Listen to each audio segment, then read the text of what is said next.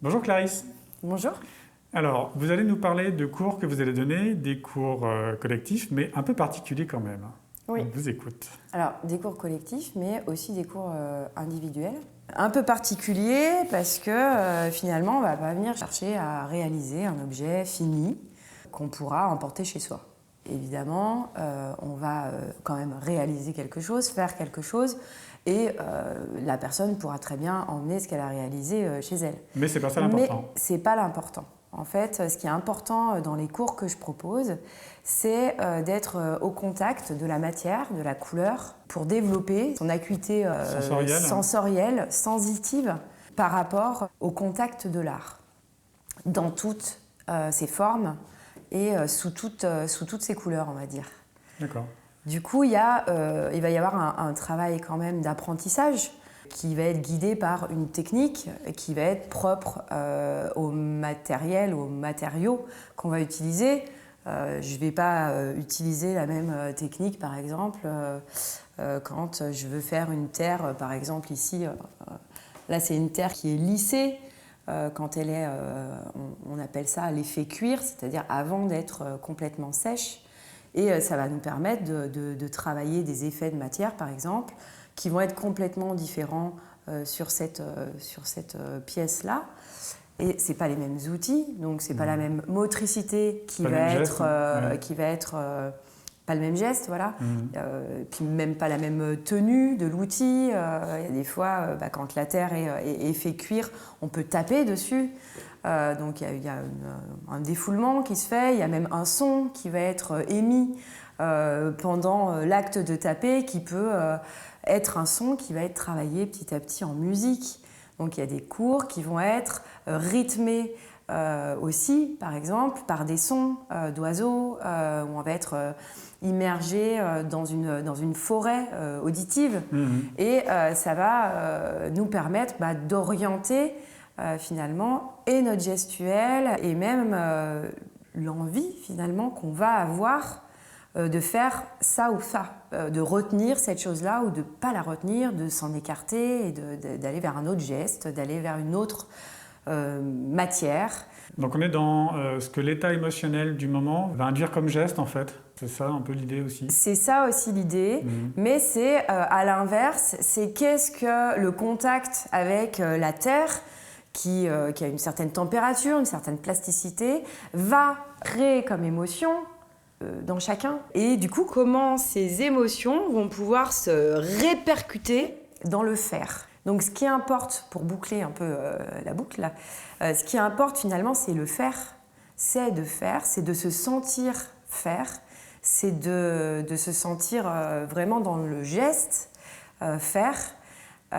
C'est d'avoir à l'écoute ces émotions pour faire et d'orienter le faire plutôt que finalement l'objet qui va être réalisé, qui n'aura pas vocation à être beau, moche, réussi, loupé. Non, c'est l'acte vraiment qui est pratiquement l'état méditatif par lequel on va passer parce qu'on est dans l'instant présent. Voilà, dans l'instant présent, ça rejoint un peu l'état de méditation, méditatif. Il y a un lien avec la méditation, j'imagine. Il y a un lien avec la méditation puisqu'on va être vraiment dans l'instant présent. Donc ça fait déjà partie intégrante de l'état méditatif, c'est la base. On est dans l'instant présent, puis on va être concentré sur, là en l'occurrence, un sens en particulier. Le toucher, c'est ce qui va être le plus développé dans mes cours. Donc il y a un développement, même des capacités sensitives qui vont être développées au fur et à mesure des cours, parce que, entre parenthèses, on peut suivre un cours très ponctuellement, voilà, et puis on peut suivre plusieurs cours, puisqu'il y a une progression ou des thématiques différentes qui vont être abordées, même si c'est la même appellation.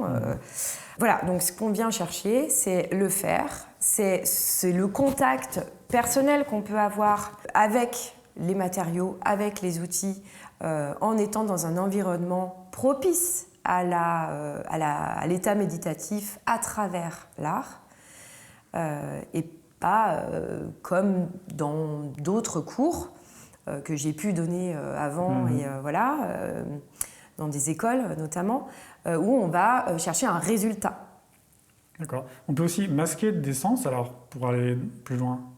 Alors, effectivement, c'est ce qui va être travaillé. Je vais dévoiler, par exemple, le premier cours qui va commencer sur le mois de mars et qui va être la thématique pratiquement de tout le mois, puisqu'il y aura des thématiques un peu spécifiques quand même, du moins des matériaux ou des matières, de la peinture, de la terre, du bois, du plâtre, qui vont être mises un peu à l'honneur mensuellement.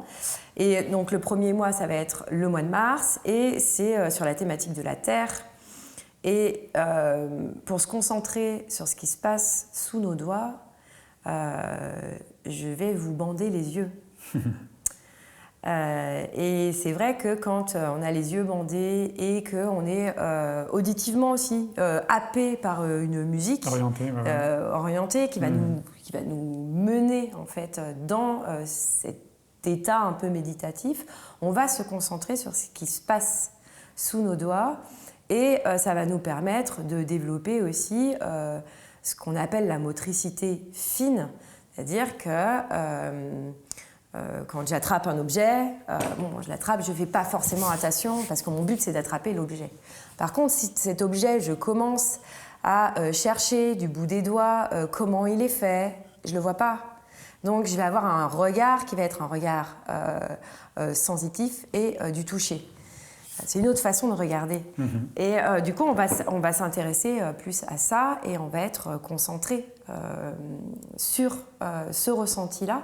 Et c'est là qu'on touche à l'état méditatif. Donc une vraie expérience sensorielle qui rappelle un petit peu aussi les restaurants où on est dans le noir complet, qui donne une expérience gustative très différente, paraît-il. Et là, c'est un peu appliqué génériquement au fait de faire, donc bien important là-dessus, le fait de faire. Il y aura des cours distincts ? Alors, il y a des cours distincts et je vais en revenir à ce toucher qui peut être pratiquement à la limite du sensuel. Surtout avec la terre. Tu as fait le lien avec les restaurants sur Paris, là. Mais moi, je fais le lien aussi avec le massage. Déjà, la terre, on dit qu'elle est fait cuire à un certain moment parce que vraiment, on a l'impression d'avoir de la peau sous les doigts. Et vous accélérez en massage à l'issue. On va masser de la terre. Voilà. Très bien. Oui, alors deux types de cours. Enfin, en tout cas, deux appellations. Il va y avoir quand même un cours qui va être peut-être un petit peu plus sur la technique des matières. Donc, je les ai cités tout à l'heure, des gestes, mais apprendre aussi la matière. Puisque la terre, dans tous ses états, peut offrir un éventail de fer qui est assez large. En peinture également, elle peut être avec beaucoup d'eau et du coup elle va être coulante, avec du sable et cette fois-ci on va peut-être même pouvoir la sculpter, la modeler, cette peinture, alors que c'est pas fait pour ça d'habitude. Donc on va essayer de voir un panel élargi au maximum de ce que les matières peuvent nous proposer. Donc il y a une partie qui est relativement technique, mais c'est pratiquement de l'expérimentation. Oui, parce que c'est quelque chose qu'on a un peu oublié, en tout cas le sens du toucher dans nos civilisations actuelles qui est un peu perdu. Et donc retour à ça, c'est super important. Et on va en plus utiliser la peinture pour peindre. Et pas forcément la peinture pour la matière qu'elle va pouvoir, l'éventail de matière qu'elle va pouvoir offrir. C'est-à-dire que peut-être même un artiste, même un peintre, aujourd'hui, a ses habitudes. Il peint de telle façon, au couteau par exemple, à l'huile, et va rester ancré peut-être dans une habitude, sans plus forcément aller chercher à expérimenter. Donc mes premiers cours, c'est un laboratoire expérimental. On va essayer de pousser les matières au maximum et c'est pour ça que là, on ne ressortira pas avec un objet fini, voilà, mais plutôt avec des planches de recherche qui pourront être très intéressantes. Donc là, ça s'adresse vraiment à des artistes avertis. C'est se replonger dans la matière elle-même pour voir ce qu'elle peut offrir et peut-être s'inspirer, là pour le coup, c'est pour ça que c'est des cours que j'invite à être collectif, s'inspirer aussi de ce que l'autre va pouvoir faire. Ah ouais, mais ça, je vais essayer, et ça peut être intéressant de le détourner comme ça, etc. Est-ce que c'est une première approche de ce qu'on peut appeler la démarche artistique ? Est-ce que c'est un tout premier pas vers ça ?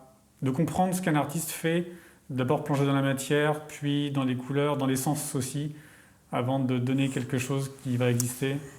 Alors, je ne pense pas, parce que je pense que l'entrée en matière dans la démarche artistique, c'est l'inspiration. L'inspiration, elle est propre à chacun. Et cette inspiration, on a envie de la traduire ou pas. Je pense que c'est l'entrée de la démarche artistique, pour moi, c'est ça. Et du coup, là, ça peut être, on va dire, un stimuli, un élément déclencheur. Quelques clés aussi d'approche sensorielle déjà, de matière aussi. Oui, de matière. Et puis, l'éventail est tellement large qu'on peut se dire, moi j'ai envie de pousser ce truc plus loin finalement. Comme c'est un laboratoire de recherche, on va peut-être trouver quelque chose qui nous fait vraiment plaisir et qu'on a envie de développer, par exemple dans d'autres cours, ou chez soi, ou voilà. Découvrir le bois, par exemple, alors qu'on n'en avait jamais touché particulièrement, ça peut être des choses qu'on ne connaissait pas. Ouais. Mais au-delà de ça, découvrir une technique dans la terre précise qui, celle-là, nous fait du bien.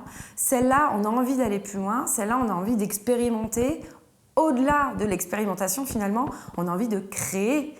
Alors peut-être que, c'est ce que tu voulais dire, peut-être que ça va être le début de la démarche artistique. Donc ça, c'était le premier cours. Le deuxième, ça consistera à quoi? Alors, le deuxième cours, qui s'intitule « Les arts médités », on va plus travailler sa propre relation par rapport à la matière, par rapport à l'art. C'est plus sensitif que l'autre, encore plus sensitif que l'autre. Moins technique, plus dans la sensation. On oublie un peu la technique, mais on va plus se recentrer sur une introspection, c'est-à-dire moi, en tant que personne, qu'est-ce que j'aime faire, qu'est-ce que j'aime sentir, comment j'aime le faire Qu'est-ce que je ressens déjà peut-être à la base? Qu'est-ce que je ressens à la base? On est vraiment là sur l'introspection des sens. L'écoute de soi. L'écoute de soi. Et ça, c'est un cours qui peut être fait donc, en collectif, mais qui est très personnel. Et qui est très intéressant par contre à faire en duo, parents-enfants. Par exemple, une relation, un lien, parce qu'il y a un lien qui va être le lien finalement du toucher, de l'art, de la sensibilité. Qu'est-ce que toi tu ressens, qu'est-ce que moi je ressens, sur un même toucher peut-être, des choses comme ça liées, et puis justement, comprendre qu'on peut avoir des différences aussi. Quand on est dans cet univers, en tant que parent, en tant qu'enfant, moi, je vais le traduire émotionnellement différemment. Et c'est très intéressant, et puis c'est un bel apprentissage. Ça peut être en couple aussi. Oui. Mais avec un ami, avec une amie, c'est une façon de découvrir l'autre. Des fois, on pense que nos émotions et nos sentiments sont communs quand on est dans un univers partagé. Il se passe ça, on doit ressentir ça, alors que non, chacun fait comme il peut et tout le monde est différent. Et là, ça touche pratiquement à une problématique de l'artiste, en tout cas que je me pose moi aujourd'hui, c'est moi quand je vais proposer mes toiles, avec mes émotions, en essayant de traduire au maximum justement cet état émotionnel que j'avais, que je ressentais quand j'étais dans la nature. J'essaye de traduire ça par mes toiles. Mais moi, je ne sais pas comment vous percevez ces émotions. Je ne sais pas comment la personne va... Alors, ce qui est gagné, c'est quand elle reçoit des émotions, mais ce ne sera certainement pas les miennes. Et ça, c'est intéressant. S'approprier une œuvre, quelque part, de quelqu'un d'autre. Mais c'est difficile, on ne sait pas, justement. On ne peut pas s'approprier ces choses-là. Par contre, on peut vibrer émotionnellement sans être sûr d'avoir les mêmes émotions que celui qui a créé. Mais en tout cas, le rôle de l'artiste, c'est aussi ça. Et mon rôle aussi dans les cours, c'est vraiment d'essayer d'être en adéquation avec ses émotions. Voilà. Et qu'on arrive à les exprimer, à les partager. Et voilà. Ça, c'est la deuxième partie des cours. Bon, on jettera un œil là-dessus, en tout cas. Merci beaucoup pour ces explications. Avec plaisir. Ça a l'air passionnant. À très bientôt. Au revoir. À très bientôt.